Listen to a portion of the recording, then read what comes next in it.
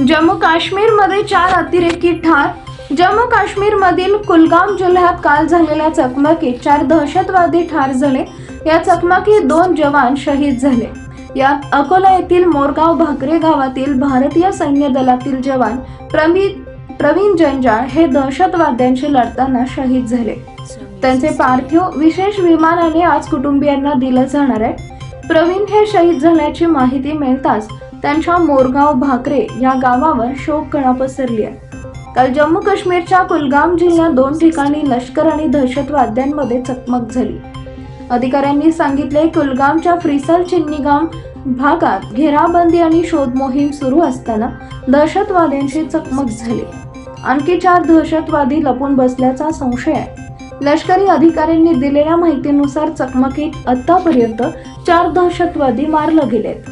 घटनेच्या ठिकाणी ड्रोन फुटेजमध्ये 4 मृतदेह पडलेले दिसले, परंतु अद्यापही गोळीबार सुरू असल्याने मृतदेह बाहेर काढण्यात आलेले नाहीत। दरम्यान प्रवीण जंजाळ हे 2019 मध्ये लष्करात दाखल झाले होते।